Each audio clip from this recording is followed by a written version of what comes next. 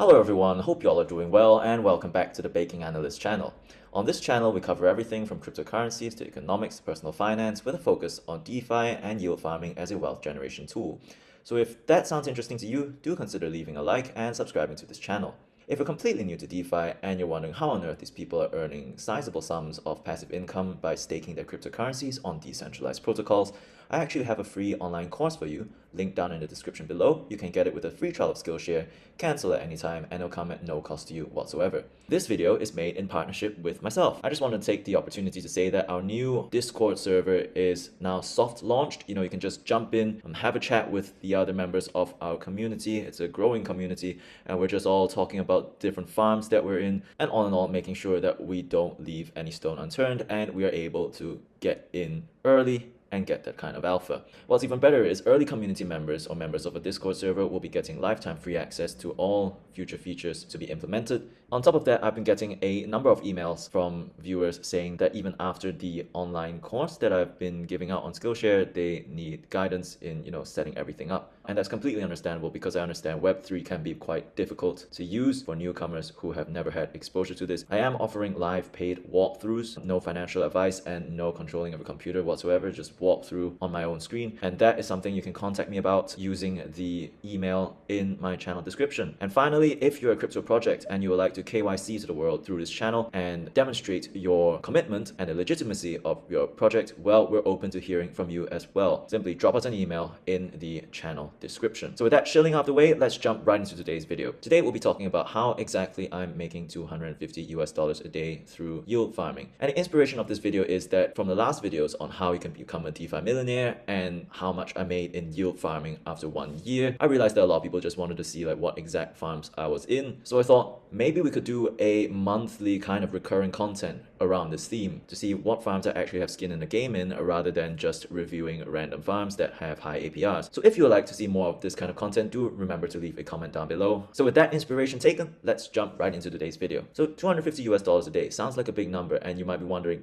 how much capital did you actually have to invest in order to get that $250 a day? Because it's just as easy to say, someone invested $1 million in USDC, and if they're getting like 12% per annum, they're getting like $10,000 a month, which is about $300 a day. Simple as that, right? So we will be looking at that in this video. And spoiler alert, it's not really that big an amount. So to start looking at this, really, I would like to break the portfolio down into 3 separate components. There are the yield farms and the unlocking tokens. Let's look at the yield farms. I've split the yield farms into defensive yield farms, or yield farms that are designed to be slightly lower risk, and offensive yield farms, or yield farms that are more degen or higher risk. Now, make no mistake about this, and please do not ape into this or follow this blindly, because I would like to reiterate that all these investments that are made are very high risk, and it is a risk that I was willing to take simply based on the portfolio sizing. And your situation might differ for you, so not financial advice. Finally, we have the unlocking tokens. These are tokens that have been pre-farmed back since May of last year on the Harmony One ecosystem. On Harmony One, there are all these yield farms. They like to lock up like 95% of their tokens. So these unlocking tokens have now started to unlock and are paying out a regular income on a daily basis. So first, let's have a look at the defensive farms, probably the most boring, but also the most popular portion of the video, because that's what most people will be looking to get into if they don't want to risk too much. Well, my defensive farm of choice is CRO-USDC on Croblanc, and that is $6,000 worth of capital. It is doing about 100 to 105% APR. And if we take the daily APR, which is dividing this 100 to 105 by 365,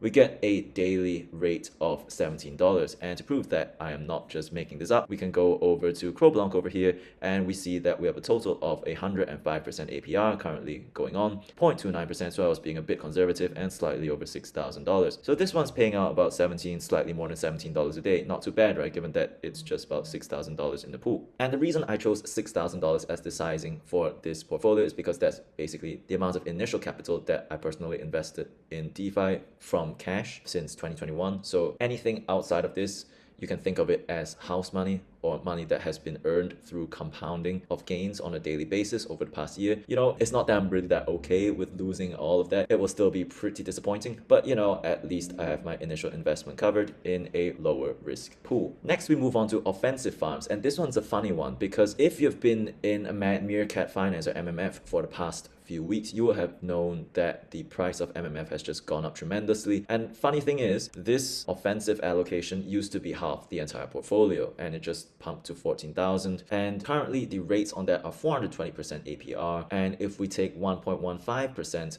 daily, we are getting about $161 a day on that $14,000. And just to show that to you again, that I do have skin in the game for this, we can go over to Meerkat Optimizer and we can see my MMF USDT pool, which has about that amount in the balance. And your APR over here is actually higher than the 420% that I showed earlier. Didn't just pull that out for the meme, it was actually at 420% earlier. So this is offensive. I call it offensive because MMF is more like an ecosystem token that's running on top of the Cronos chain or the CRO chain, while they have definitely evolved to be more than a farm token. And while I do see a lot of potential for the MMF ecosystem to grow further, in my mind, MMF is simply higher risk than CRO. So even though I'm placing it in a reduced volatility pair like MMF USDT, I would still consider it an offensive farm, rather an offensive strategy farm. The final offensive farm that I wanted to look at is actually a new farm that I'm featuring on this channel, which is the DarkCrypto farm. Now, if you're not familiar with DarkCrypto, well, they are an algorithmic stablecoin that's pegged to CRO, which is what this dark thing is. As of the making of these slides, they were paying out 690% APR. Again, not because of a meme, but it was actually around that level when I was making this video. I put about 2,000 into this project because, how tomb forks are a bit risky, especially at the beginning. Currently, Dark is pretty close to peg, but their bond mechanism hasn't really been battle tested, as Dark has never fallen below peg yet. So I'm only putting a small amount of my portfolio into this farm for now, but these kinds of returns of 690, 700% APR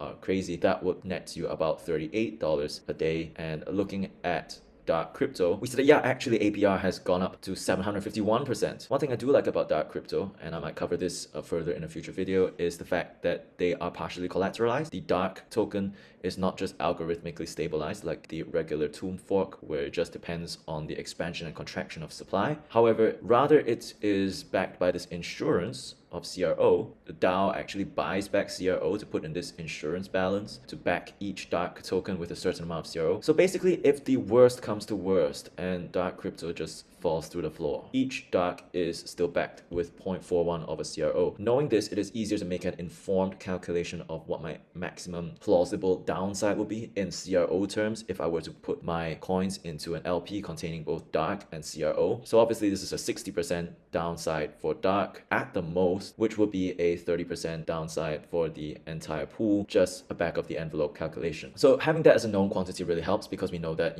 with these kinds of rates, that would probably be earned back in a month anyway. Currently close to peg, so that's not bad at all. So let's have a look at the total from farms alone. So from farms alone, we have $17 from Croblanc or defensive farms, $161 a day from MMF farms, and $38 a day from DarkCrypto, which gives us a total of $216 a day at this rate. As you can see just now, we were being very conservative. We weren't even using the full APR and the full amount in each pool. Next, let me move on to token unlocks. These token unlocks were all happening on the Harmony One ecosystem. And one thing of note is that all of these tokens were farmed with relatively little capital. When I was farming these tokens, there was at most $5,000 to $10,000 in the entire farm. And these include farms on Viperswap, Cosmic Universe, or Magic tokens, and Loot Swap, which went to zero in case you didn't know. So let's have a look at how much I'm actually making from these token unlocks, because they're just paying out on a regular daily basis. I'm just claiming them and dollar cost averaging out,